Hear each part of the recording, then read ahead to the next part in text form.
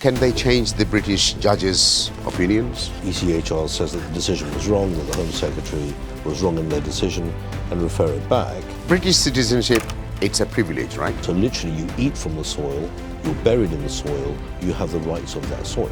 Can a Home Minister just take somebody's citizenship without a trial, without a proper debate? She's actually not been accused of any crime. She hasn't bombed anyone, she hasn't killed anyone. In my opinion, I say she's the loser. Well, she's committed less crimes than certain members of Parliament. She hasn't even got a parking ticket.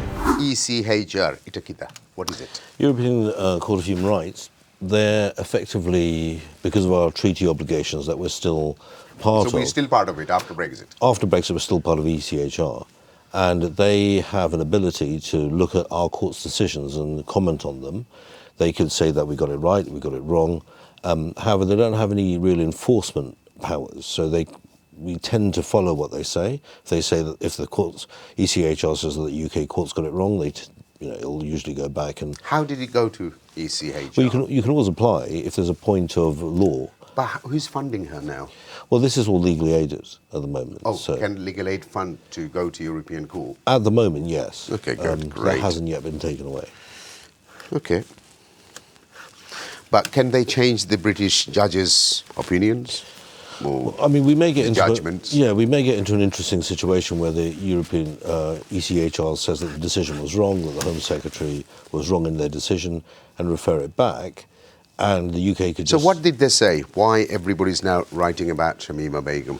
Well, the ECHR took on the case, and they have written to the Home Secretary to ask a number of questions about the previous Home Secretary, Sajid Javed, and whether he turned his mind to certain treaty obligations the UK had at the time when he stripped Shamima Begum in 2019 of her citizenship.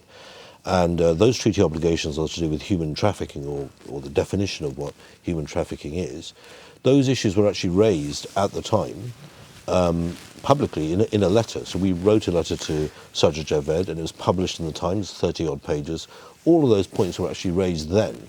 So, and the reason we did that, and to do it publicly, is so that he didn't have the excuse later to say, oh, I didn't turn my mind to those. He was notified of those. That has gone through the courts, and our courts have taken a particular view about it. ECHR may well think that our courts have got it wrong. Okay.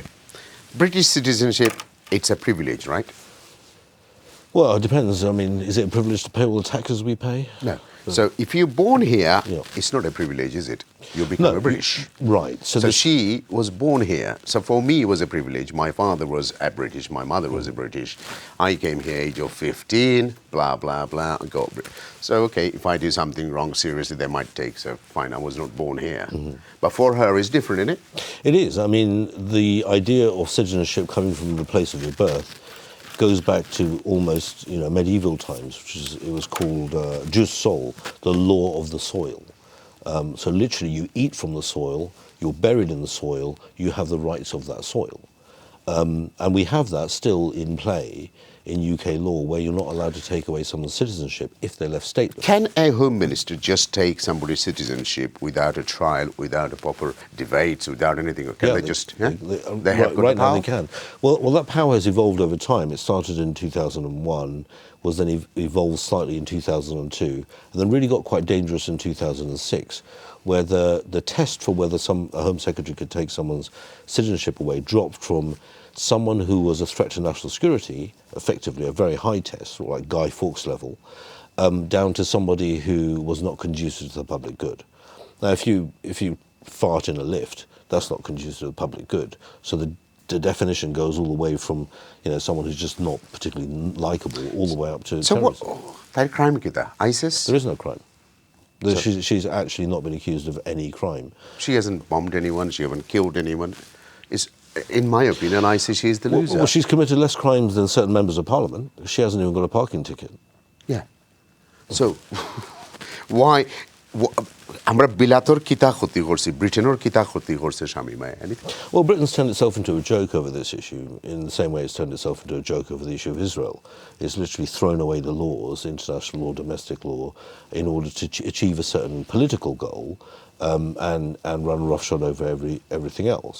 The reason I can sort of say that with some certainty. So, what is the difference? Many British went to Ukraine now to fight against Russia. Oh, it's worse than that. Okay, so Yeah. their British citizenship is not taken or nothing. They even carrying the dead body here and doing the funeral. So why? Is it Well, because of this? Because of It's even more Allahu clear. Akbar? What is it? Well, it's even more clear than that. Because Holmes. I know it's a difficult one. I know you get prosecuted. You've been quite fined a simple. few times, but I have to ask. It's This is me. It's complete hypocrisy. Partly it is racism, Yeah. but also it is about power. What's she going to do about it? Now, she's accused of having gone to join a terrorist organisation, which we've later found out was supported by Israel, frankly, ISIS.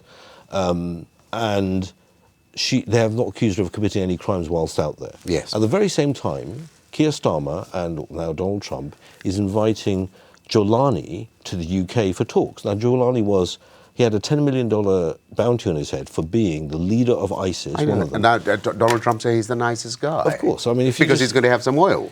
That's Yeah. what it is. So if it's we all s- about oil, no? It's about oil and power, yes. Yeah.